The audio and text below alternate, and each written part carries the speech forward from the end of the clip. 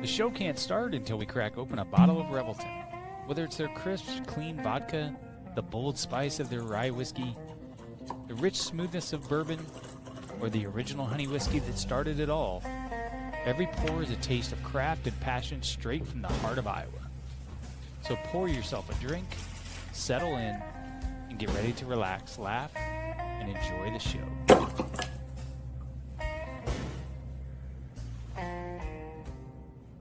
Hey, it's Andrew Downs. I'm proud to support Three Beards Media, and I would love to work with you. If you need merchandise for your company, organization, band, softball team, whatever, I can help. From name brand apparel to promotional items, large orders or small, online stores, and more, I can help your brand stand out. AKC Marketing is local, based in Johnston, and we are an employee-owned business, so our costs are low and our turnaround times are fast. But most importantly, we give you personal service to make sure you get exactly what you're looking for. Email me at andrew@akcmarketing.com or find me on social media, and let's make some cool stuff together. Now sit back and enjoy this Three Beards Media podcast. If you want to know where the storm rolls next, you got to read the clouds over old Midwest. Every yard, every basket, every mat that's worn, you learn to see the future by tracking the storm. We're tracking the storm, watching it form, from Jack Trice's courage to the heroes yet born. Hilton lights shining like lightning in the night. Jack Trice's way, glowing in the stadium lights. From the sweat in the barn to the roar in the stands, every Cyclone story's written in the land. Yeah, the path gets clearer with each legend swarm. We're keeping eyes on tomorrow by tracking the storm. Dwayne Crutchfield, pounding turf like rain. Big 8 Saturdays, driving through the pain. 2 years, rushing past 1,000 on the ground. Made the whole conference feel that thunder sound. Then Troy Davis hit the hole like a flash. Back to back, 2,000 turn records into ash. Heisman nights, but win or lose that day, the cyclone in his chest never blew away. Seneca rolled out, crowd holding its breath. The run cut like lightning through Texas. Well, looky there. The second episode of Tracking the Storm. We've made it with a little bit of delay, huh, Kent? We have. Technology is sometimes pretty tough. Sometimes Right. it's when you're doing it remotely and from living rooms and hotels and on the road, and you connect with your guests. That makes it a little tough sometimes. Yeah. So we have a little technical difficulty, but we'll get Coach Walden on here as soon as Yeah. possible. Happy New Year. Happy New Year, by the way. Happy New Year, man. Happy New Year. Amen. What a crazy time for college football. It's Unbelievable. unlike anything we've ever experienced on any level. And it's sad. It's sad, man. It's sad. I know you was had at a the lot of Rose thoughts. Bowl. I was at the Rose Bowl on Thursday, and 2.5 years ago or 3 years ago, whatever it was, IU was 3-9. They'd had 2 winning seasons in 25 years, and he shows up, utilizing the portal. I guess the good part of the portal, or the good part of what's going on with that is, hey, here's Indiana that's now has the largest alumni base in the United States. It has over 800,000 living alumni. People have decided that they're going to kick money into this program. They have a statewide healthcare program, the IU Health program. They've got Mark Cuban. They've got countless other people that are able to kick money into this thing. And all of a sudden, they're not the doormat of college football. They were the worst football program in all of college football. And now they're sitting on the precipice of being the national champion in 2 years. I mean, Google me, I win is true, but I mean the fact that the good and the bad of the portal is you've got opportunities to. You look at Indiana. I mean, holy cow, Indiana! If you rated, I saw a thing on Indiana and Alabama, and if you took the two major sports, Indiana football, Alabama basketball, and Indiana basketball, and you rated those four and who's the best, IU football would be number one.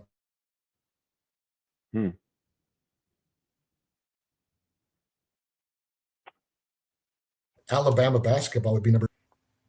I mean, it's crazy what's happened in sports. To your point, absolutely insane. So it is. So you got to admire, Indiana coach Signetti, what he's done. I mean, if you think about it, it's not a fluke. I mean, it's the last 2 years, and the way they play, they are so disciplined, and they're tough. They're disciplined. He lets them play.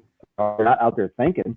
They're out there flying around, and it's amazing what they do. And they have a chip on their shoulder. And I'm sure you were at the Rose Bowl. I'm sure that carries out into their fan base too. I mean, they have this little chip, and they were not going to take their foot off the gas against Indiana or against Alabama. He did a sprint out. Shocking. He ran a sprint out with a 25-yard out in the fourth quarter when they were up 31-3. I mean, they're going to beat their brains in if they could beat their brains in, which is, you love to see it. I mean, you go win a game, go take it from them, and just take the life out of people. Alabama had no answer, and you look at what they've done. It's really remarkable. And then live in the state. Quite frankly, the IU fans are almost like, I don't know how to react. Yeah, but there were 80,000 Indiana Hoosiers in the Rose Bowl. It was 80%. It was 80% Indiana Hoosiers in the Rose Bowl. Now, Iowa State travels well. That's insane. That was absolutely insane. Well, that's a good segue. Iowa State, man, we do have Coach Walden coming on, but there he is. Hi, guys. How are you? Coach.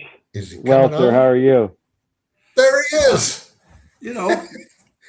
For an old dog, I couldn't be better. Good to see you both.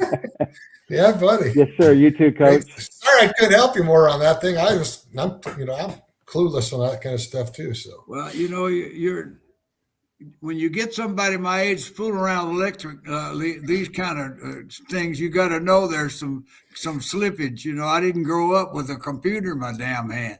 All right, neither do we.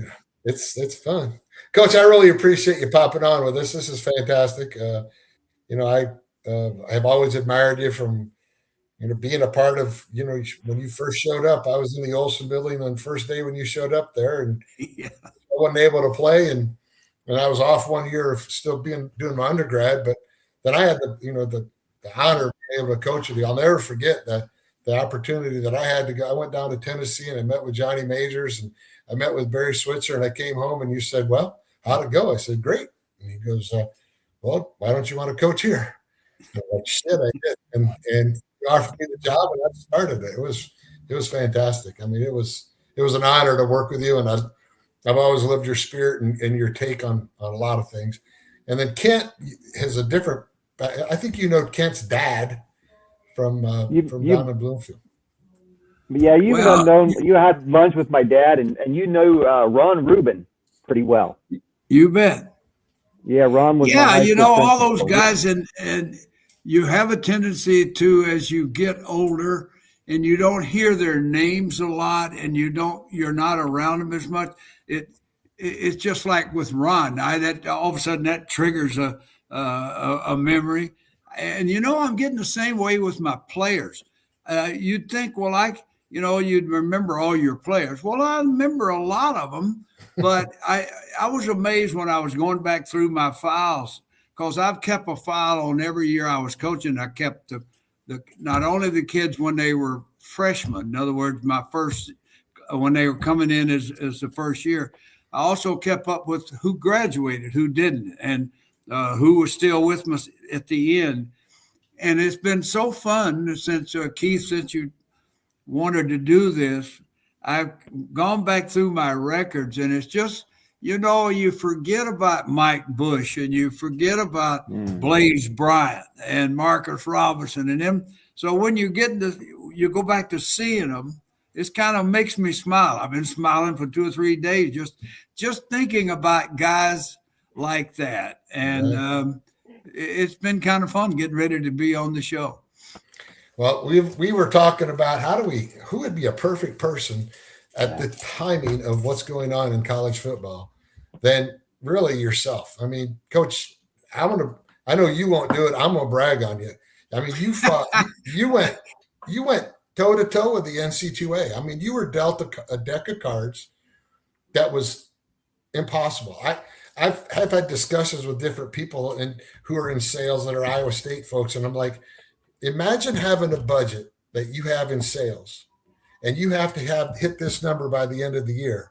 But oh, by the way, you only get to work Monday, Tuesday, Wednesday. You don't get to work Thursday and Friday, but you got to get it done. And that's what you were dealt with. You had 60% of the players that the other schools had, 100%. And look what you did. You did a hell of a job, 5 and 6, 6 and 5, and the NCAA hamstrung you. I'd love to hear you talk about just your communication or the things you did with the NC2A during that time, because that was bullshit what they did to you. Well, let me start this off. When SMU got put what we call put in jail, a lot of players, a lot of fans have no idea what I'm talking about. Once upon a time, SMU, the NC2A, took SMU out of the competition for cheating. And I hope those Southern Methodist people out there are mad at me for saying that, but it's the truth. And so they denied them to play for 2 years. Right. And then when they let them come back, they were allowed to go out and get 50 players. They could maintain what they had, then add some freshmen, but they could not exceed a total of 50. Now, why am I bringing that up? Because in 1987, when I went out on the field in the fall of 1987, I had 57 scholarship players. And so you say, well, my goodness, why? Well, the coach before me had done a good job in a sense of keeping a group, but he had lost 26 seniors off that team. And the punishment for me was that I could not bring in but 10 freshmen as a recruit. I had to suffer his penalties, so to speak. So that's why we do it. And so on a day-to-day basis, Keith, you remember we might have 40, 42 guys out for practice. And no one will probably, well, everybody might be listening to this would tell, we didn't have enough scholarship players. So in every practice, you have a scout team running plays against the guys that's going to play. And if you'll remember, we didn't have enough offensive players to send down to the defense to run plays. So how did you do it? Well, the second team defense had to line up as offensive players, and they held up cards and they ran a play. And that's how we did it. And it was, I still feel so much gratitude for the Stoniaks and some of the guys.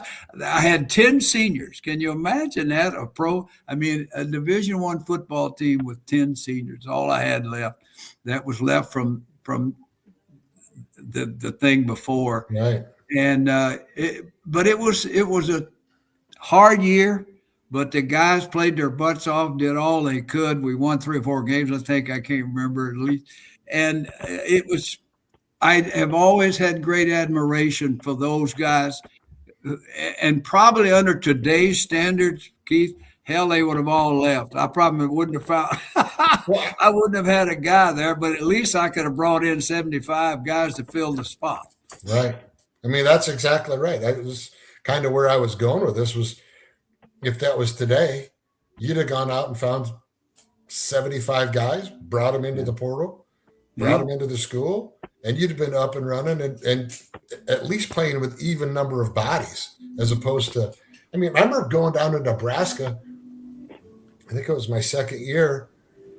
We go down to Nebraska and they have 8 sets of offensive linemen warming up for the game. They had 40 offensive linemen warming up. Well, they had more guys on defense than I had on my team. Right. But one of the great stories that I'll share with you and your people, and your folks and your listeners and viewers, we go to Iowa that year, and Hayden was of the old school of very suspicious. I mean, that was just him. I loved him dearly, but he was of that old Cloney school where something's going on. I know it. And so he had a guy, I think maybe 2 of his grad assistants would check the roster of my team. In other words, they'd go out and write down, running backs, their 6. And then they wanted to make sure that the team they were playing had the people where they were supposed to be. So he tells me this later. I didn't know it then.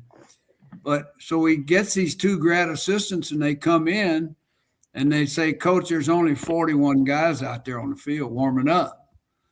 And right away he says, well, there's something going on. Walden's trying to play a trick here.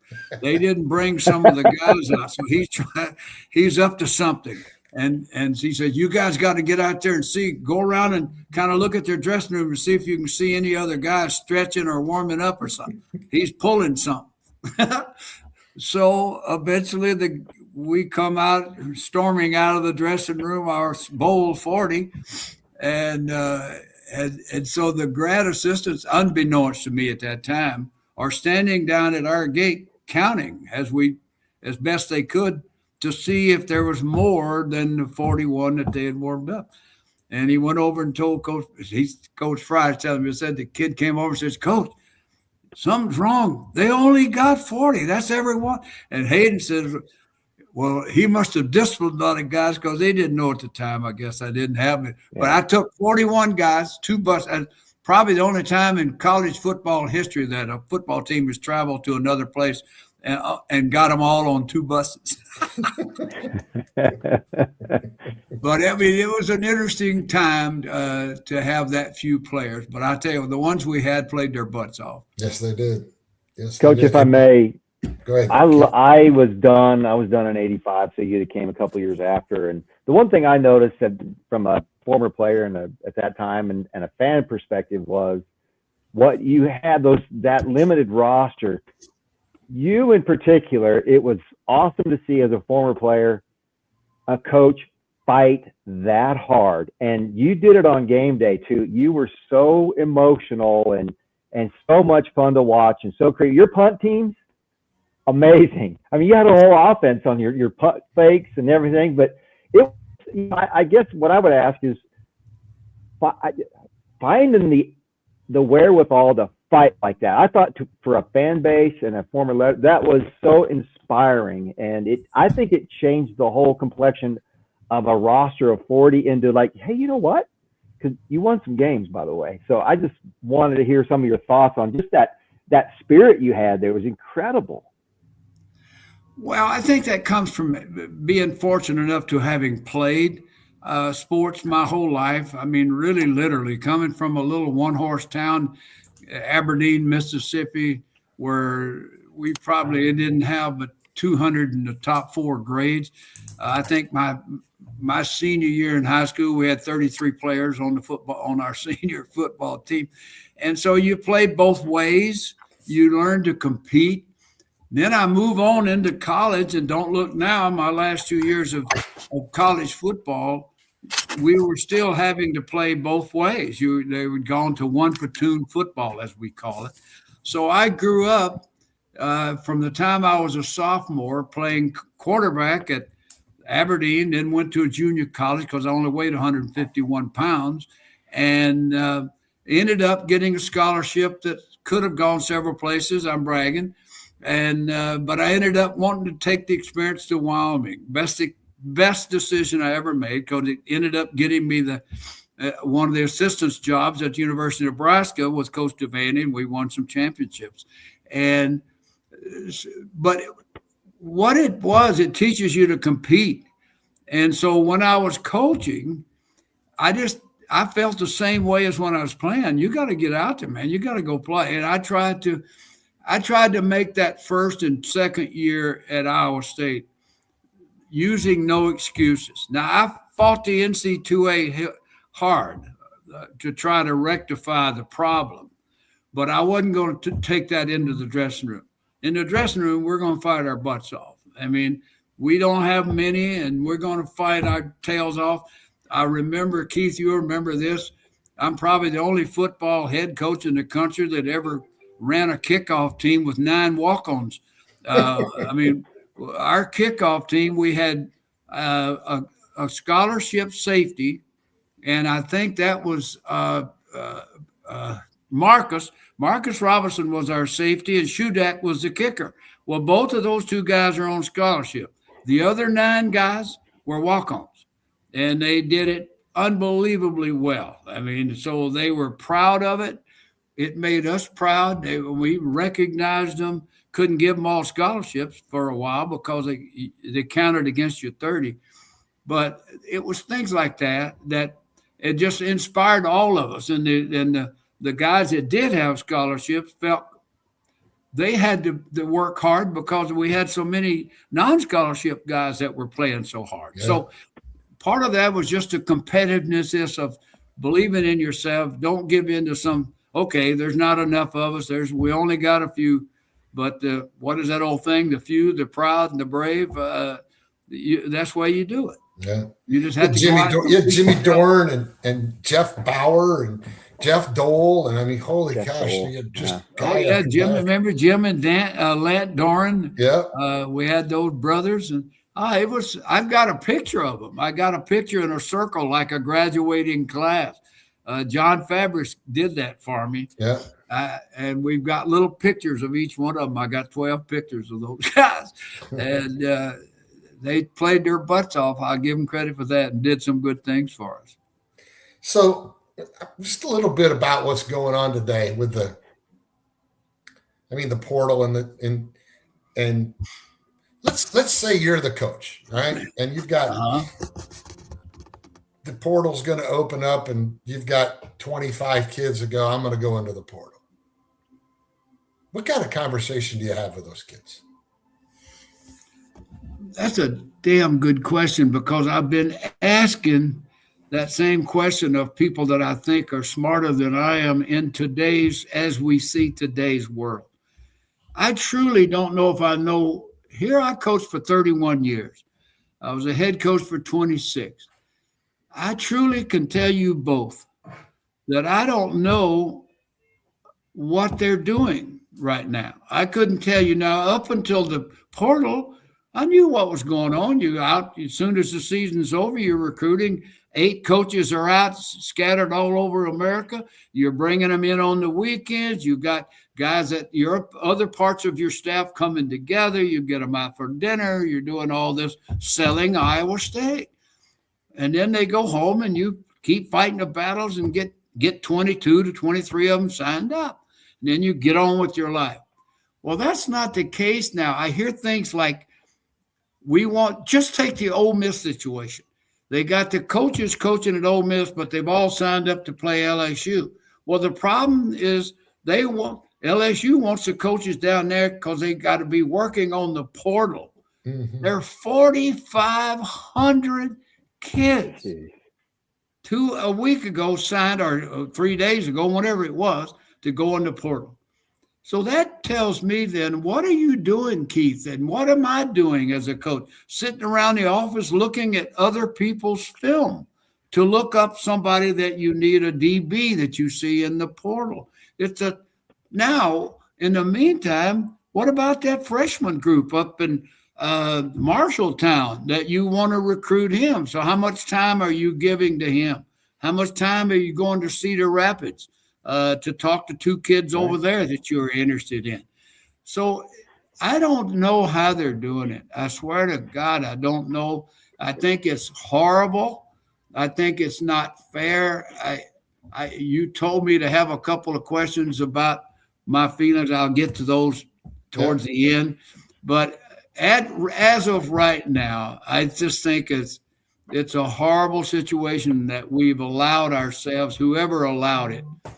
And I know who allowed it, because we had a basketball player appeal for the NIL, and that's what got it started. Because I forget what they called it, but they were using his image to sell something, and that's what got all this started. But in the meantime, it's got to put some brakes on. But I truly couldn't answer that question. What would I be doing?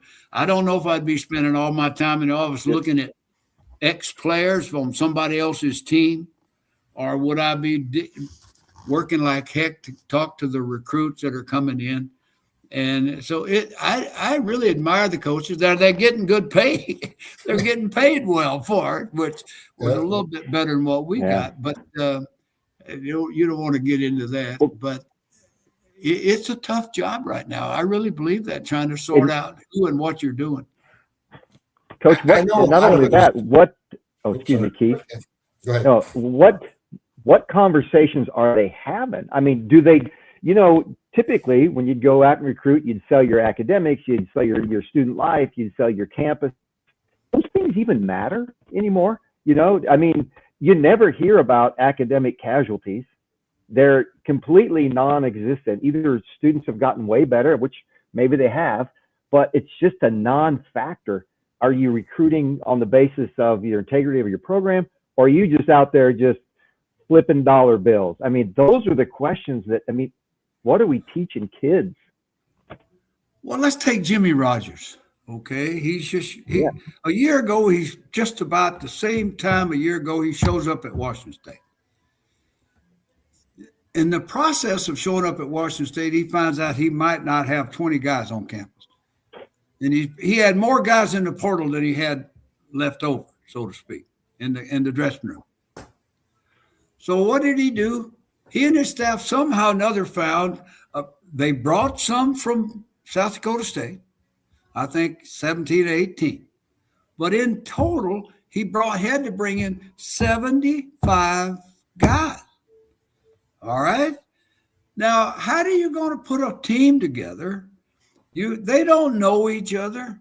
It's like spring ball and then fall ball. Well, fall ball is just a high end of spring ball. But in the meantime, you got 20 days to get ready to play a football game that your fans are going to pay to come and see and expect you to win. Now, hold it right there. That same Jimmy Rogers is now at one of my favorite places in the world, Iowa State. I read the other day where something like 56 or 7 guys have left. So that tells me Jimmy Rogers, bless his heart, has got to do the same thing all over. So how is he doing it? Well, there's only one way to do it. You devote almost your entire time to the portal. Now he knows he looked up and he said, we got 2 DBs left that have said they will stay. Well, I need 10. I need 12. So first thing you do is you get your secondary coach, and he's spending 12 hours a day looking at tapes on names of kids that are DBs. So that's all he's looking for, DBs. And so every coach is having to do exactly that instead of getting on with the refreshment of bringing in good young kids and excitable freshmen, seniors out there hoping they'll get a chance to play. And so that's the new world of what coaches have to do. And doggone it, I just feel bad for them because, you just don't like having, and it'll get better because the new coach out here, thank goodness some of Jimmy's guys decided to stay. Now, I know some decided to go with him, and I think that goes on everywhere, just like Matt. Some of Matt's guys that Iowa State's gone to Penn State and some state. The thing that I asked the head coach, we had him on my talk show that I do every Saturday morning. I asked him first time we had a chance to have him on, and you'll enjoy this question. I asked him, I said, let me ask you a question. When I see on Facebook, for instance, that an athlete at Iowa State or at Washington State has elected to stay, you guys have seen this, he's going to re-sign. Now, gosh dang it, guys, what does re-sign mean? He was already on scholarship. So now here's what Jimmy Rogers has got to do. And Nick Saban said the same thing. Jimmy Rogers got to sit in his office, and in comes last year's left guard. Instead of saying to the left guard, son, we really love the way you played last year. We're glad you're going to be here. So have a good fall. We'll get back to you, blah, blah, blah, pat him on the back. No, that's not what you do. He comes in, he sits down, we're glad you're staying. And he says to Jimmy Rogers, I'm going to need at least $300,000. So, I mean, so now coaches sitting in their office trying to talk those guys who are already there. What will it cost to keep you here? It's just like a business. If like you were working in engineering and you had an opportunity to go to another place and the boss of your engineering company says, Keith, I can't let you go, man. What would it take to keep you here? Now, that's what we've heard our whole lives. That's what productivity does. That's why you excel. That's why you try to be the best, for that very reason, that people will fight to keep you doing your job. Mm-hmm. But now I said, well, so I asked him, I said, Kirby, what about the guy that didn't get in the portal? And he just says, I'm just going to stay. Does every kid have to come in and talk? Or some kids just say, I'm staying. I got a scholarship. That's why I'm staying. But that's what's going on. And I like Nick Saban said, hey, I didn't get in this business to negotiate with players about salaries. I got in this business to try to make you better and get on with it. Yeah. Did you happen to catch Kirby Smart's comment the other day? I think it might have been yesterday when they were talking to him about players, kind of starting to negotiate or starting to talk about where they're going. And one guy's starting to get ready. Another guy's talking about, I'm going to jump in the portal here, or I'm jumping in the portal there, or I need this here, or I need that there. And Kirby Smart says, how about you just get better? How about taking the time and just get better instead of not being happy where you're at and I'm going to quit because I only got to play 65 plays this year. I'm going to quit and go someplace else. How about just work on your time and work on your craft and just get better?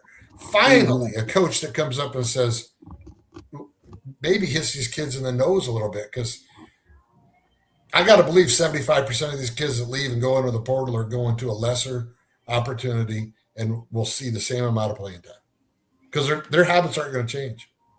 Well, according to my records, there were somewhere around 1,500 last year that didn't get back.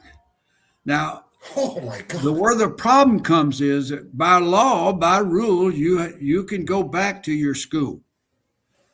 But so many of them, once they get into the portal, guys, feel like, I don't want to go back. I'm embarrassed. So what it ended up was something like 1,500 football players ended up without something anywhere. So you walk away from a room, board, books, tuition, $30,000 scholarship for nothing, for no place to go. And unfortunately, you hit on it, Keith, and there are too many guys that haven't paid the price to be better than they are that thinks moving will make that happen. So they're saying to themselves, I should be playing. My dad told me I should. My coach told me I should. So I'm going to leave because these guys aren't treating me right. And 99% of the time, that's a bunch of junk. They're on second team because they're second teamers. There's nothing wrong with that. There's nothing to be ashamed of that. You're contributing. You're playing. But if you take that attitude, I'm going to go somewhere else, then I'll be a star or I'll be a starter. That doesn't always work out. Mm-mm. I know, Coach. Speaking of the times when I played, and I've rarely played, the thing that I always built on was, and Coach Thomas taught me this a long time ago, is you just got to be the very best teammate you can be. Exactly. And everybody has a role. There's no job too small on a team, but for whatever reason, something's lost in translation over the last 30 years where kids just they've been held to such a high standard for so long, from junior high football to travel football to whatever else is out there, social media or whatever. They don't know what it's like to fail. And I think I don't know. Kids need to learn that failure is not a bad thing. It's just a step to learning how to win. Well, I think the bad side of all this is that we're allowing young men. What the portal has done is set a bad precedent that it's not the effort you have to give that counts anymore. Then guys that would stick around for 3 years and start for one and be so excited because they did it. I mean, the joy of being a first-year starter in a 4-year school, I mean, having been there. These young men today will not experience that because they are running from competition. Is that a good way to say it? Heck yeah, that's a great way. If you're not playing a lot, or if you don't think you're the right guy, they run to the next place. And you see that by the fact that when you see a guy's been to 3 different schools, and you're just like, my goodness, boy, why don't you just stay someplace and make a stand? And Coach, yes. Excuse me. No, sir, I'm sorry. I was going to ask you, do you think it would be beneficial to limit the amount of transfers without penalty? Because it's, you can theoretically, I mean, it's unlimited right now. Because I contend that these are the kids of today are going to be our business leaders, our politicians, our teachers, our athletic directors, our coaches, and they're learning the wrong things. Like you said, they're running from competition. Is there a way to limit that? Is that something that you would see feasible? They get one transfer, and then after that, there has to be a penalty or something. Absolutely. It's one of the questions that I have put down here. I have 2, so I'll address that one right now because that's pretty close. My feeling is that for every football player that really knows to teach him a lesson of life that he is going to have to learn, that you don't just pick up and walk away when you're not happy with your job. In 99% of the cases, there's a fee. Just take the NFL. There's a fee. Anytime a coach leaves, he pays a fee. So my point being, and it's got to come sooner than later, every football player that stays at Iowa State University for 1 year and decides to leave for more money. Now, a guy that transfers and goes in the portal without any money, he just goes from Iowa State to Kansas State, and he just goes from scholarship to scholarship. Okay, fine. But my feeling is that there's got to be a fee paid to Iowa State for the transfer, because that's the fee you pay not to sit out, right? Because right now they don't have to sit out. Like in my era, right, you transferred, you had to sit out a year. So that slowed it down. All right. So the kid that doesn't go for money has still got to refund Iowa State. And the guy that goes for money, I don't care if he was there 1 year or 2, he has to write Iowa State a check for the total amount of money that they paid for him while he was there, because they have trained him or he wouldn't have left. They put money out. They paid a scholarship for him. They paid room, board, books, tuition fees, and an unlimited amount of food. And so when he leaves for a better pasture, get ready to write a check. So now if he's going to, I don't care if he's going to get $300,000, if that's what he invests, but the first amount of money he writes, the first check before he can leave town, has got to be X number of dollars to Iowa State University. Now, you want to talk about slowing the process down, that's going to slow it down some. Yes. Because, and that's the way life is for all of us. That's right. We have to pay a fee to get out of things, to get out of the rent, to get out of this. And so these guys think they can just come in, let you train me to be a great player, and then I think, okay, that's good. Now I got Joe Doe. He did a good job. I can use him as a reference, and then I'm going to go down here to Virginia and play. Well, that's one of my deals. And I just don't think, if you really want to be fair to this business that we're running now, that's part of the business. You pay a fee for what you're paying a school a fee for the training, period. You're paying for the training. And I think they should have to play. We're going to take a quick break here. We got to go sell something here real quick. And we'll come back, I think, in about a minute or so. We'll pop out. Sean, you ready to pop us off to our advertisers and our folks and our sponsors? That'd be great. Making great tasting bourbon requires the perfect combination of ingredients, conditions, and time. The longer it rests, the better it tastes. Revelton Distillery's new single barrel bourbon is made from 80% corn, sourced 100% from Iowa farmers. And unlike mass-produced bourbons, each barrel of Revelton's single barrel bourbon is unique, proofed on when it tastes best. As they like to say, it'll be ready when it's ready. And to ensure the highest standards of quality and flavor, owners Rob and Christy Taylor oversee the production and bottling. Every single barrel. Iowa born, Iowa aged, Iowa bottled. Try the new single barrel bourbon from Iowa's own Revelton Distillery. ReveltonDistillery.com.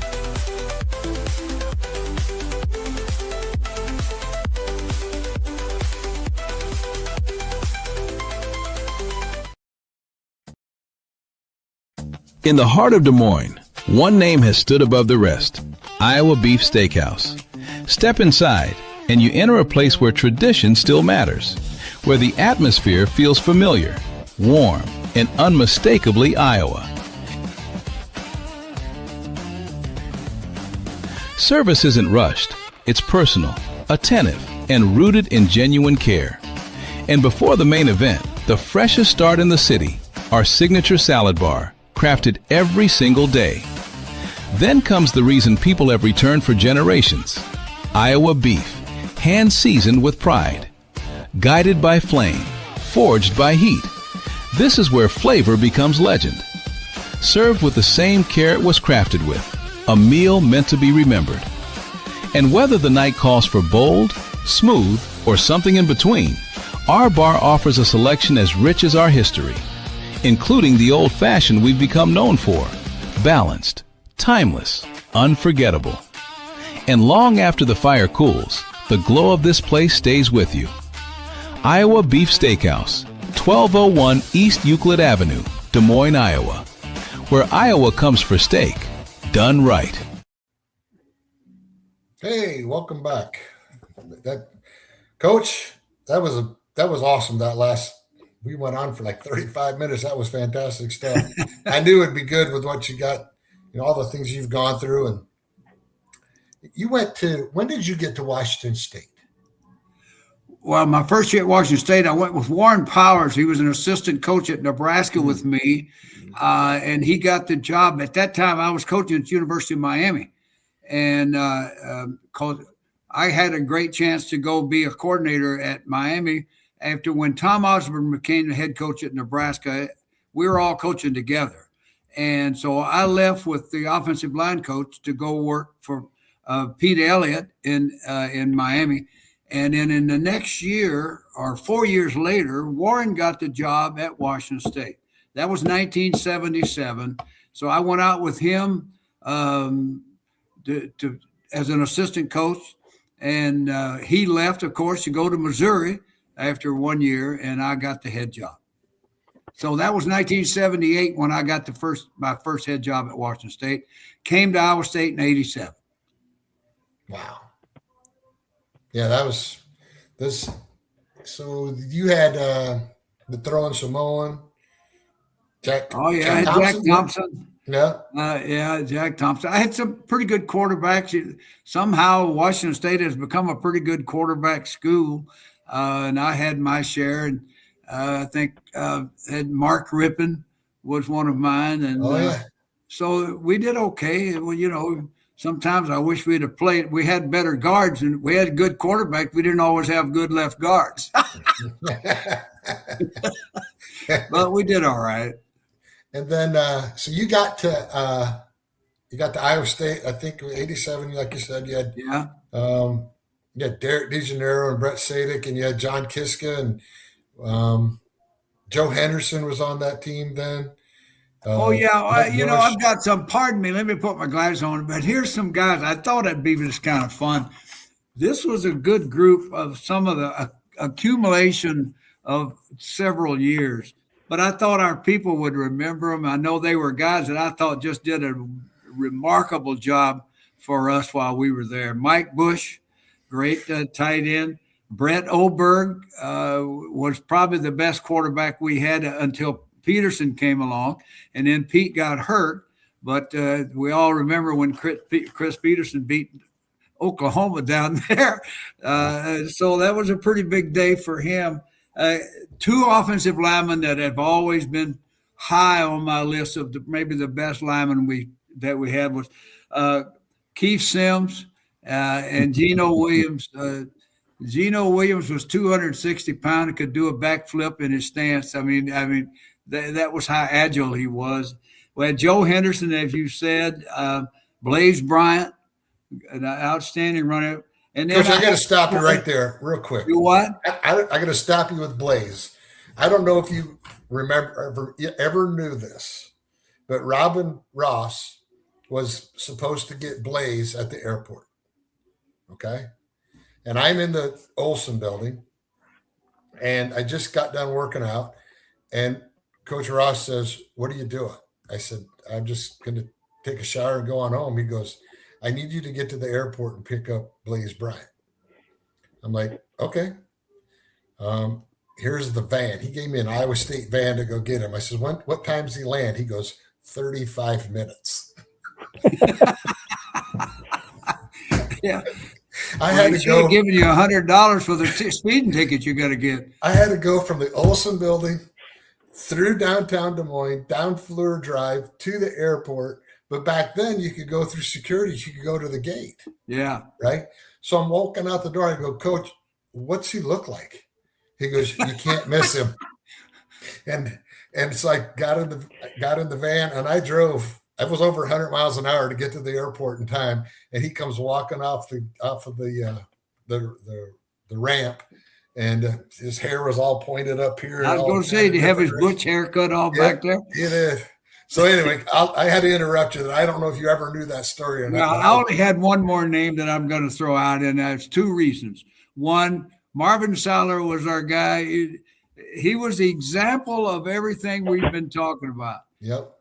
Marvin Saller was a really below average quarterback. He was a scout team guy from the day we got him, but you'll never be around a guy with a greater attitude about competing and being out there. So all of a sudden, because of the way fate is, we get a bunch of quarterbacks hurt. So Marvin Saller is going to be the quarterback against mighty Nebraska in Ames, Iowa. So we put together a package that he could survive with. Well, don't look now. Marvin Saller beat Nebraska with, of course, some help with the other guys. But I bring that up for two reasons. One, it's always one of my fondest memories. Not only that we beat Nebraska, but who did it and how it was put together. Now, bad news is, but I want to say it's gotten better. Marvin's son has really been fighting a bad case of cancer. So anybody that's got some prayers out there that have a tendency to looking for people or things to add to your prayer list, I would like for you to add Marvin's son. He is showing great improvement, which evidently some more people are already praying for him. But I just want to throw that out because I know that, and I know tremendous guy, Marvin Saller. Yep. You know, when Marvin's at the game, I think he goes to all the games. He still is. People are still patting him on the back. He'll go down. He'll go down in the Iowa State history as one of those guys. The loyal sons. And I love that about our fight song, "Loyal Sons Forever True," right. And how apropos that is for Marvin and the whole group of guys that played for you from day one until they were done. They continued on. You didn't have people leave. You didn't have people quitting or going saying I'm done or whatever. They kept playing and they kept playing. They kept showing up.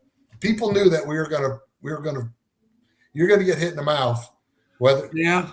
And well, I had good assistants, and you loved them. You were around them. They thought the world of you, and they cared about the guys at Iowa State. They weren't always looking to leave. Nope. I had about maybe two to leave from the time while I was there. And believe me, it wasn't because they couldn't go. Yeah. They turned down jobs and I knew it. And in fact, I encouraged them. After those first couple of years, I said, you guys need to get out of here because we're all going to get fired. Because the fans don't always know the problems you're going through with the numbers. Right. It doesn't relate to them. They're busy doing their own business. And so I knew and I told the president, I said, unfortunately, you probably, Max Urick, same thing. I said, God rest his soul. But I said, you probably have to end up firing me here in about 4 years because of this problem. And because the general public will not understand 3 seasons from now why we aren't doing better, because they have no idea from where we've started. And so that's just the way life is. It's still going on, and nobody has to put up with that anymore. But one last thing I did say about that scholarship. Remember that, Keith? They went from 90 to 85. So I got hit from every angle, but it got through it. We got through it. It didn't, it was a good career, and I enjoyed every day of being there. And we stayed 18 years in Ames, Iowa, because I had a nice home on the river, the Skunk River, and it was good. But I have one more thing I want to get in. Go back to that point. You asked me about having something to talk about in terms of the way things are today. I want to add one thing that I think they should also. Not only do I think you should make kids that transfer pay if they're in the pay-for-play business, but I do think you should reward every one of those that don't go. I think there's every school at Iowa State University, if you have 7 football players who came to Iowa State as freshmen, and even though you may have paid them some money during the way, if they stay through their eligibility, just to be good people, write them a check. I don't care if it's $5,000 a piece, but it's a bonus for staying, for what you said a while ago, being a loyal son. Mm-hmm. And I do think those are the 2 things that I really think they should consider. Coach, can I ask you a question about the current situation, bowl games?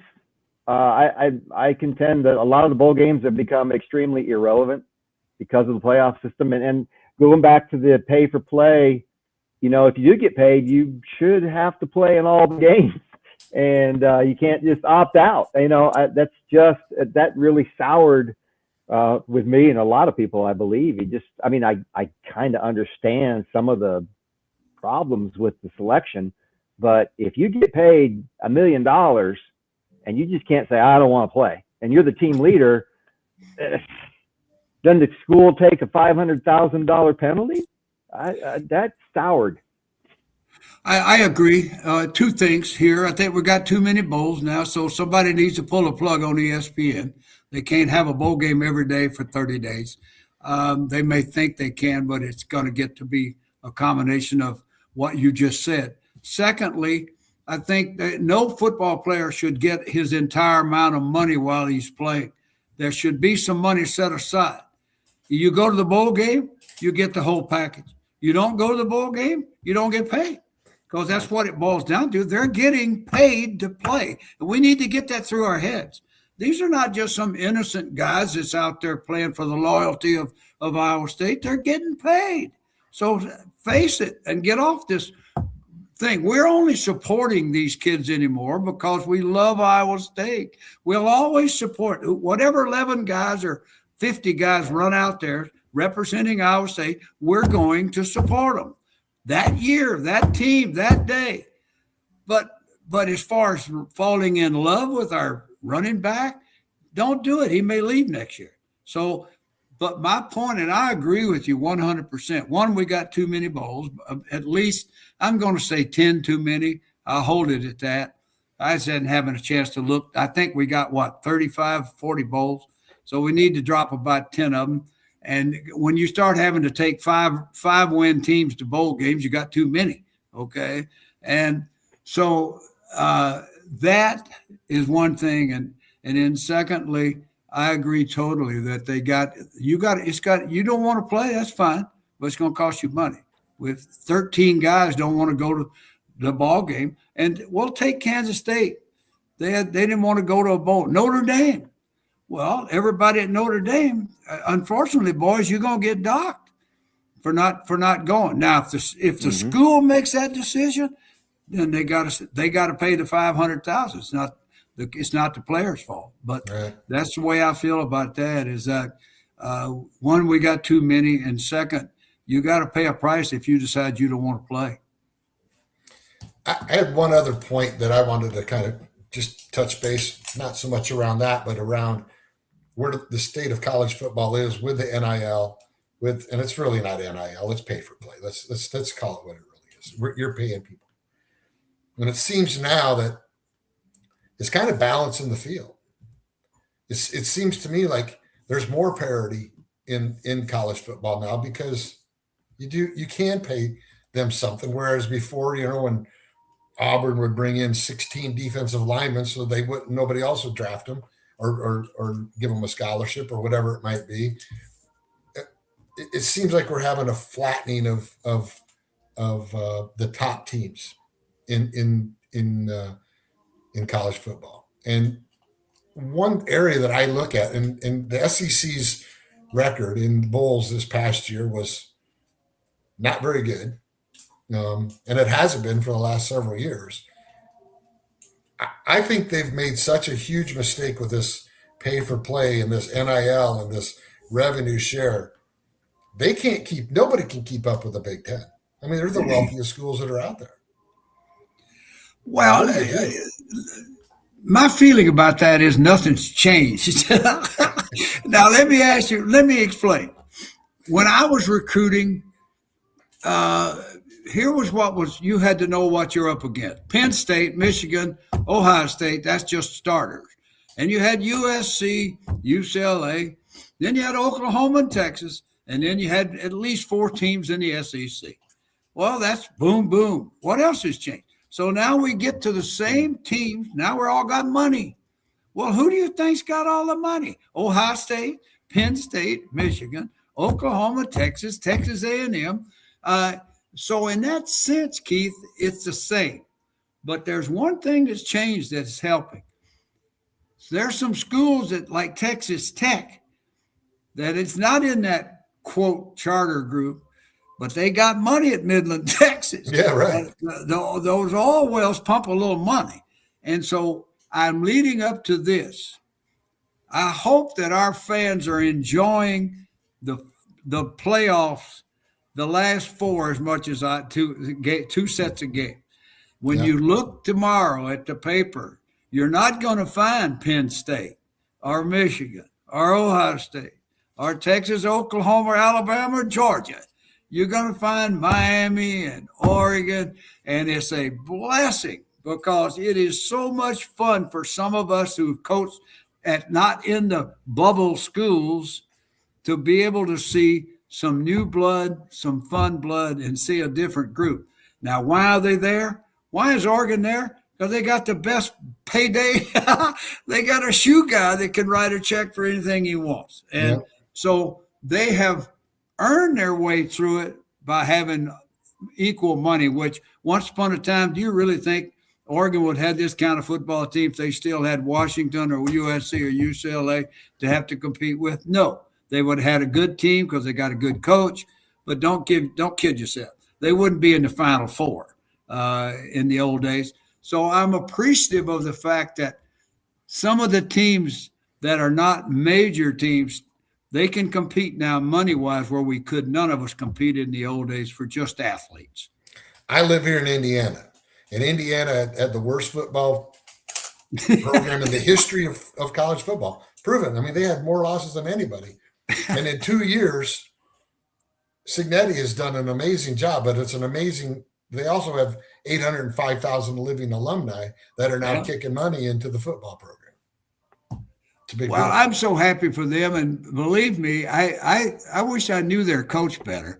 I don't know him at all, but I do admire him. But he's straight at you, man. I mean, he's not a lot of crap as far as what he says and how he does it. He rolls his eyes and doesn't get too excited. And one time I saw him smile. But, I mean, he's just one of those guys. But, boy, what a great job he did at James Madison. And he brought that with him to Indiana, and I agree, Keith. Bobby Knight must be turned over in his grave thinking, where was this when I was coaching? Yeah, right.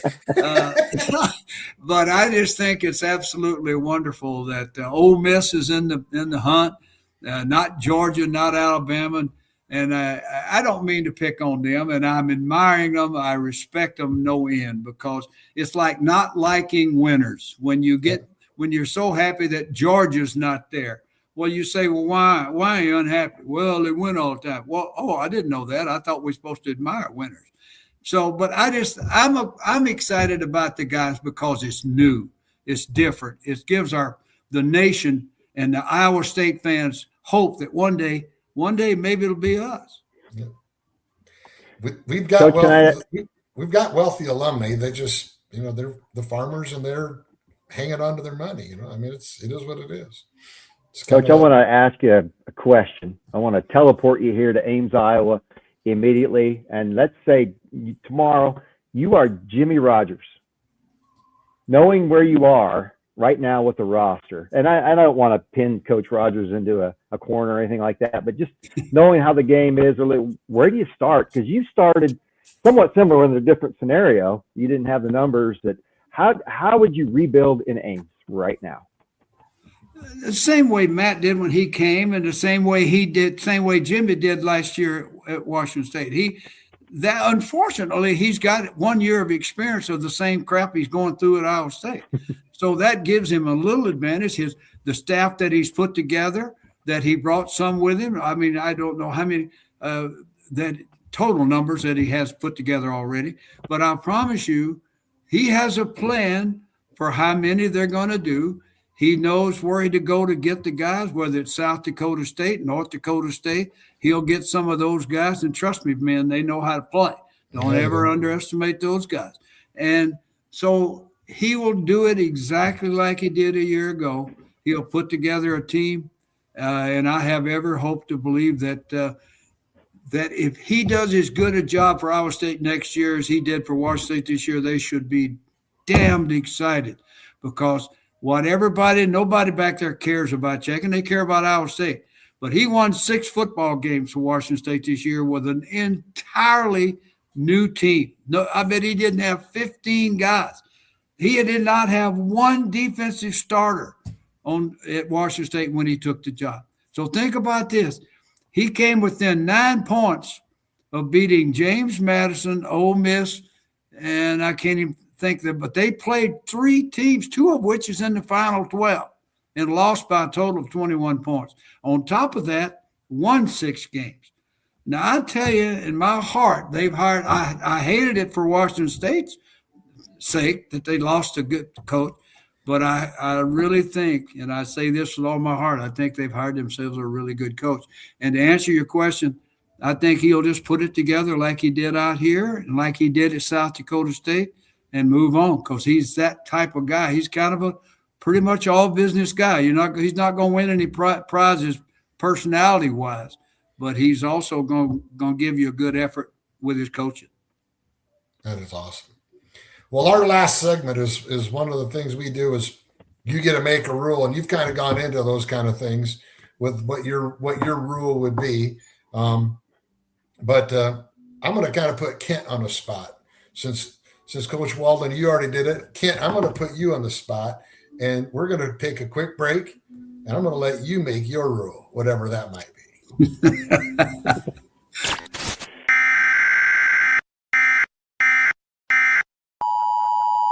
This is the Storm Anchor Amendment, where our guest steps behind the podium and makes one rule change to reshape college sports. No limits, no red tape, just their decree.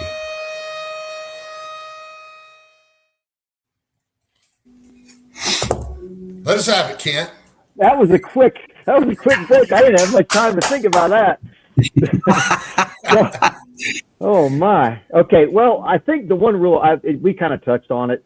I would say you get one transfer, and you get a freebie because, and I'll back up. The reason I say that is just now being in the business. I coached 30 years as well, Coach, and at a different level, small college, and I coached overseas and did some things. Had a great time, and GA'd for Mac Brown, who we're going to try to get on as a guest here. I feel bad for you then. You had to put up with Mac Brown. Come on. No, Mac was the reason I went to Iowa State, which is a great thing because I guess that kind of feeds into what I wanted to. When he recruited me, I went because of the values of the man and the men on that coaching staff. I went because of the values of the school. If we take that out of the equation and only make it about money, that somehow has to get balanced back up. So if you have one transfer and you can transfer one time for free, there better be another damn good reason that you're going to go to that school. And if we bring that somehow back in, because let's say you've already transferred and now you're like, well, I can't transfer again and I'm stuck at this crap hole, I'm screwed. So you better have another something to fall back on, the quality of the university, the academic program, the people, because if that becomes irrelevant, it's just, what are we teaching kids? What are we teaching kids? Like I said, there are business people, there are politicians, there are school teachers of the future. And if we don't bring some sort of value to them because of where they're going and only make it about money, we're screwing our own future. So I guess I would penalize after one transfer.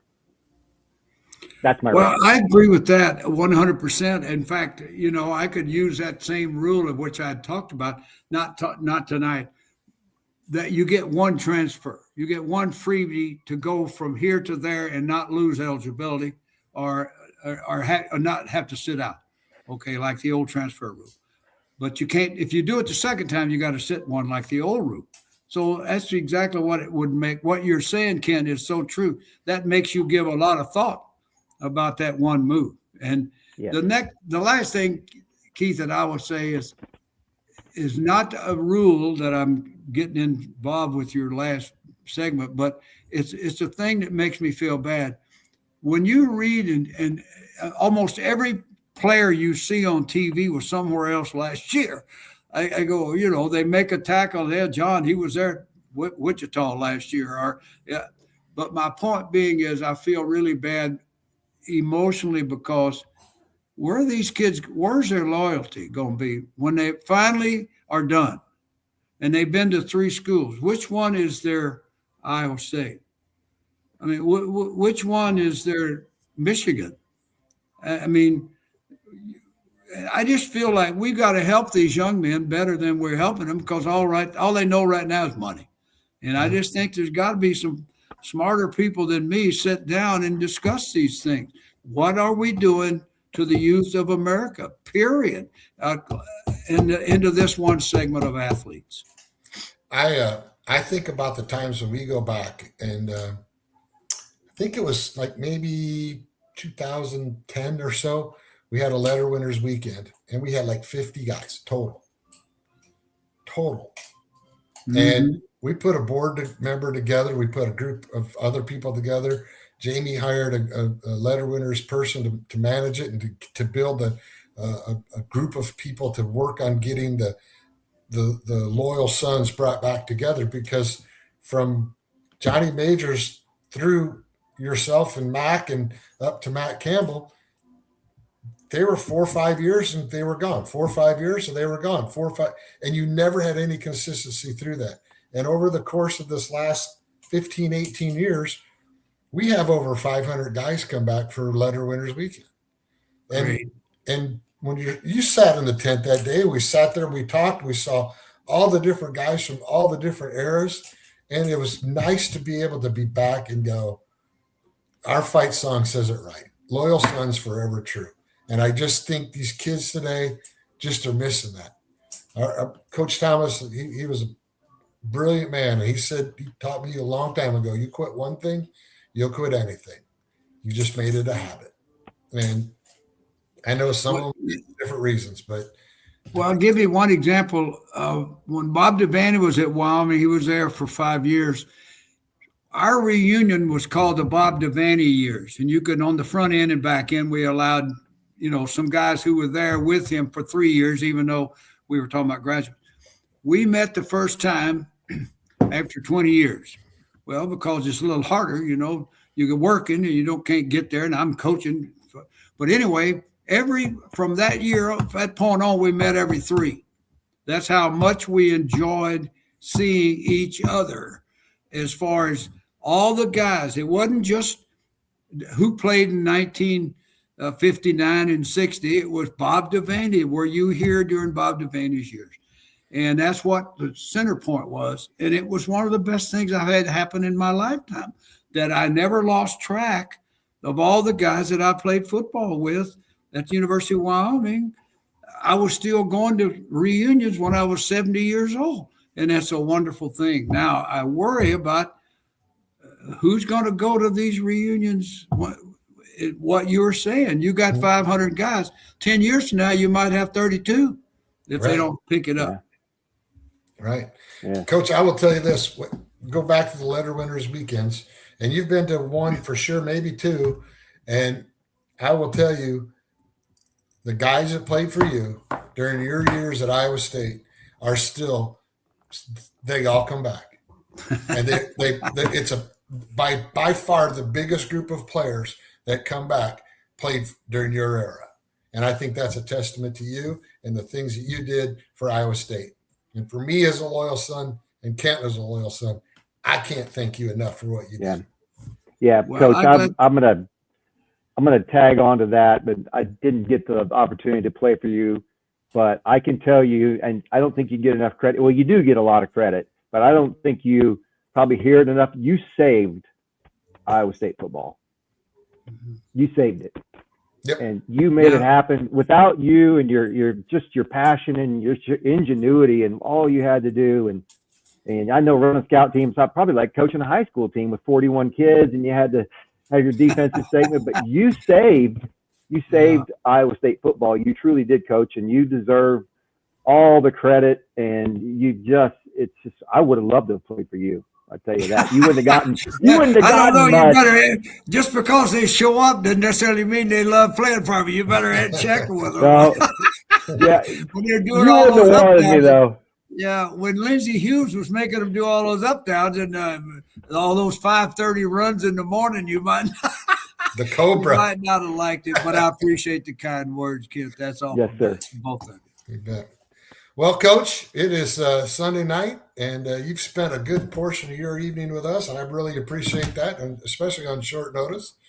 We're going to come back. We're going to be on about every 2 weeks with another guest with some other history with Iowa State, whether it be an assistant coach, a full-time coach, a head coach, a player, or somebody that just has ties to Iowa State, because we're going to track the storm with the loyal sons. Well, I think it'll be fun, and you deserve a big pat on the back, both of you, for doing it. And as the old saying goes, well, I heard a guy say this one time, well, the only audience they have is Iowa State. I said, that's the only one they want. So anyway, I wish you both luck. Have a great time, and let's all have a really new year, and keep that basketball team rolling, man. They're pretty good back there. Yes, they're doing great. See you later. Thank you, Coach. Thank you. You bet. Thank you, Coach.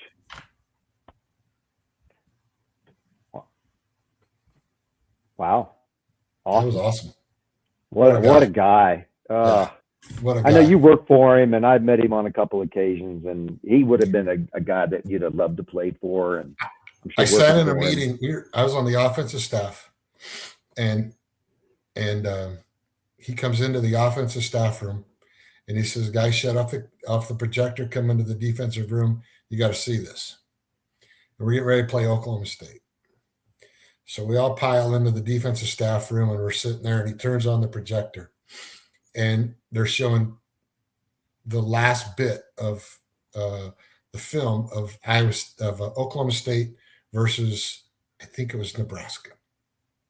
And Coach Walden says, "Offensive guys, you have got to figure out a way to make sure that guy doesn't get on the field. You got to make sure that Thurman Thomas stays on the field, because we don't want to face him." And he did not play in the game other than kickoff returns. But Thurman Thomas had 293 yards and some odd number of touchdowns. I remember what it was. But it was a hell of a game that I remember him seeing the foresight of seeing Barry Sanders and making sure he was off the field. Yeah. So. Wow. That was a great one. And we had a lot of people commenting, a lot of our former teammates. That's awesome.